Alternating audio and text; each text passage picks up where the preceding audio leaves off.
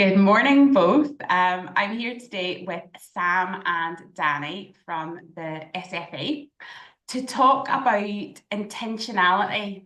So we want to talk about how they've learned about embedding intentionality with clubs and how they use sport as a vehicle for wider change. Because from what you two have told me, actually many of the clubs you work with totally understand that sport has a huge and powerful role. They understand that that's part of their lives and part of their clubs. But much of your work's focused around getting them to be more intentional about how they think about that and how they engage new people in their clubs and so on. So the first thing I wanted to ask you about is the sort of steps you went through to try and support clubs with that. Sam, could you tell me a wee bit about that? Yeah, I think, it's been a number of years that the Scottish FA's looked at this more power of football concept of it's more than just the participation side of the game. So yeah, for a big thing for the Scottish FA and working with the clubs is intentionally going and working with the clubs to build them as big, strong community clubs that's maybe starting to cater for more than what we historically knew, just boys football and men's football.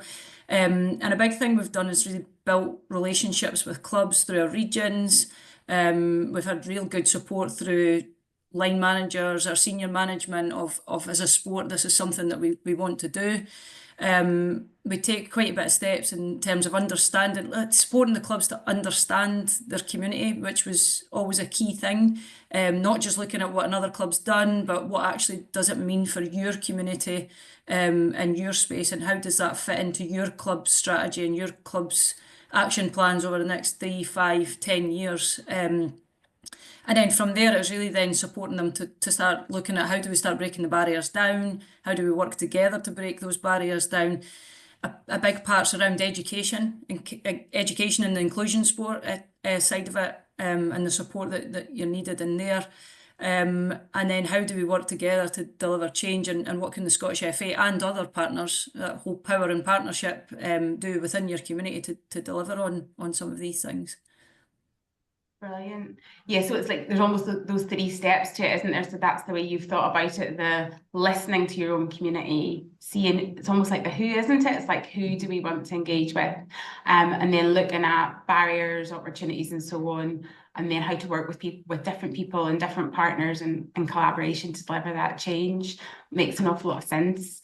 And is there anything in particular that either of you feel has worked really well for you as you've done that work? So what have been the sort of success factors that others could maybe learn from?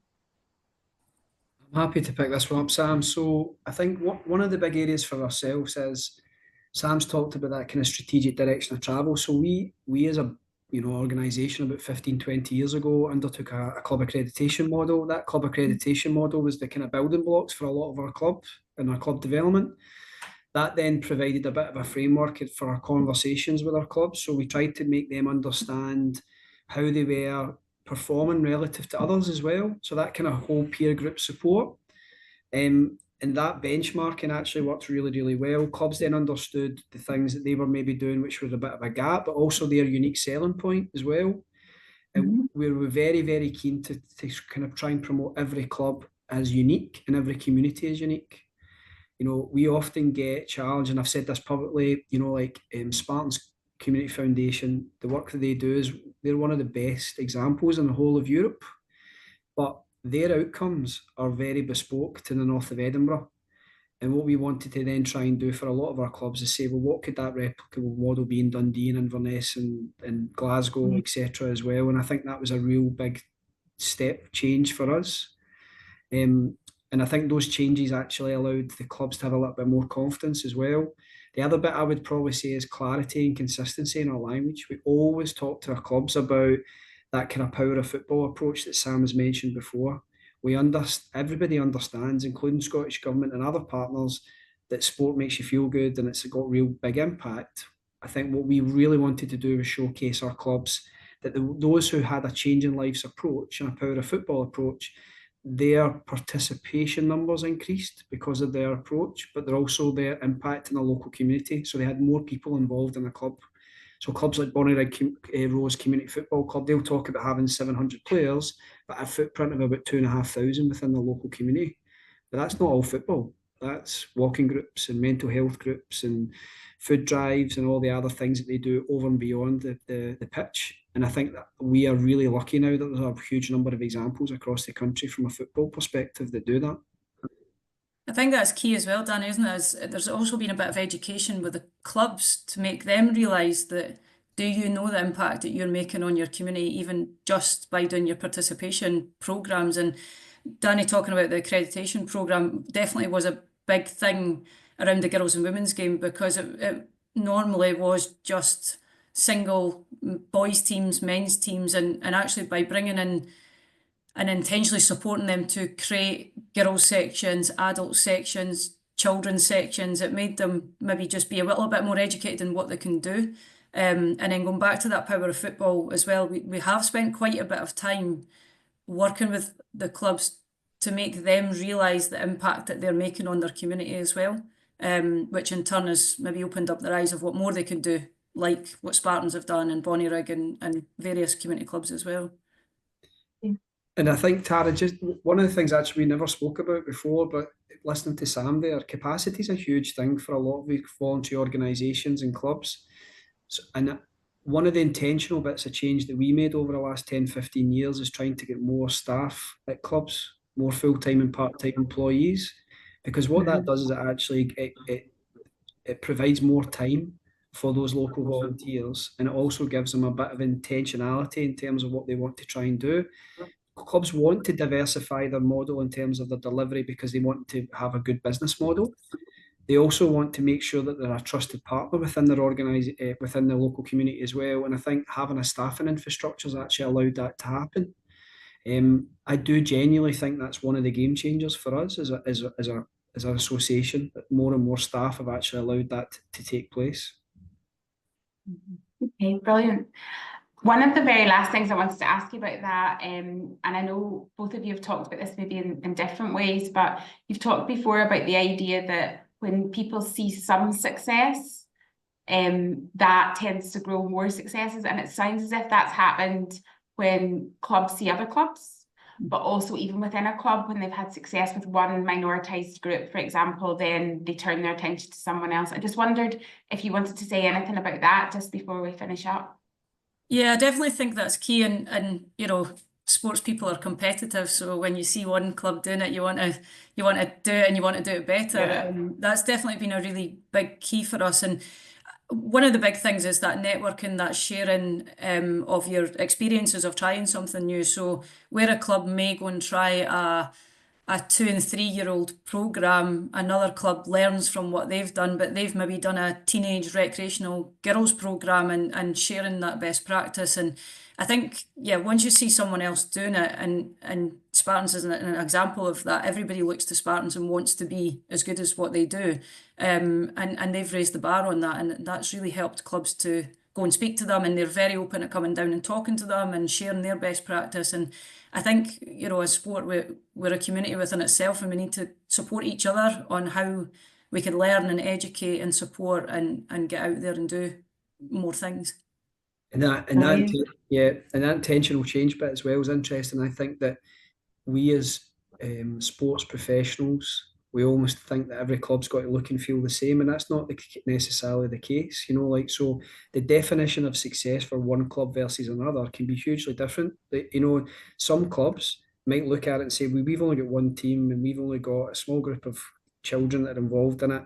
It doesn't mean that they can't have a changing lives approach. They don't have to do the same things as a Spartans or a Bonnyrigg. They just have to make small changes within their club.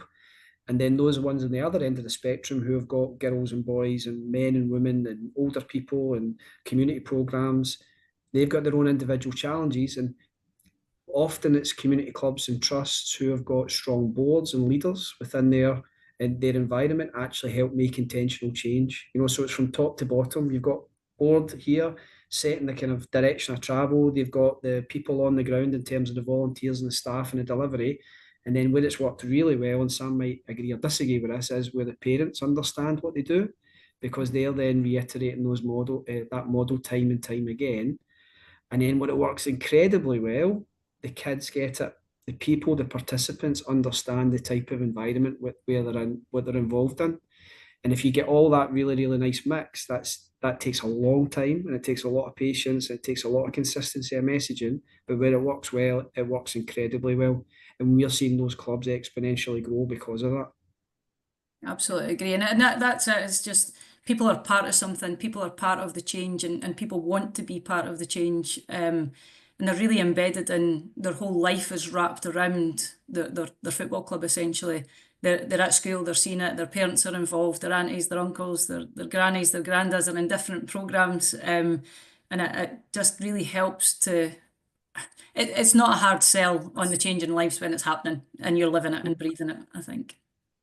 I think what I take away from the conversation with the two of you is that the benefits of using sport as this wider vehicle just resonate quite easily with people in that club space. But it sounds as if what you've done is to support them with tools, almost like coaching support, and creating those spaces for them to give them that structure to sort of look at themselves, is what it sounds like to me. So I feel like the benchmarking is a structure that makes you, like, it's a way of working that makes you stop and look at yourself as a club in the round and see where you're stronger and where you're weaker and so on. And then you follow that through with that quite tailored support for the clubs based on their own needs, which sounds as if it's really worked. Mm-hmm.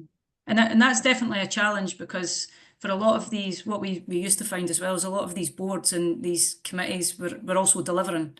So trying to sit back and say, let's take time. Who are you? Where do you want to be? What is your why? How do we get there? That has been probably one of the biggest challenges, but we are starting to see the differences now of boards not particularly being the coaches on the ground or the facilities people, and as Danny said, a big thing is around that staffing structure as well, is really taking that, allowing the volunteers to do it in their volunteer space, but those staff able to just take that to the next level and create that space that maybe not always was able to be created. Yeah, it's a much softer way. Sam's right about space. I talk about capacity. Is it space? So I think one of the things we've learned over the years is we have to give our own staff, in terms of Scottish FA, that space and time to help support clubs and organisations, but clubs themselves almost have to reflect on that as well and say, right, okay, this isn't a 6-month project, this is going to take 6 years. And in order for us to be able to go and do that, we need to make the following commitments. We need to make ourselves accountable for any of the changes that we make. We need to measure them. And then the last bit is we probably need to shout about them really loudly, both locally and nationally. We embarked on a social return on investment model with UEFA. Mm-hmm. We had about 7 or 8 clubs that undertook that modelling. Now, what it does is, in its basic terms, it's every pound invested as you get X back, right? But the really softer bit behind that is they talk about improved well-being, and they talk about the demographics and the people that are involved in that. And where the clubs have worked really, really well with us is they've built a story. They've built a CV and a story attached to their club.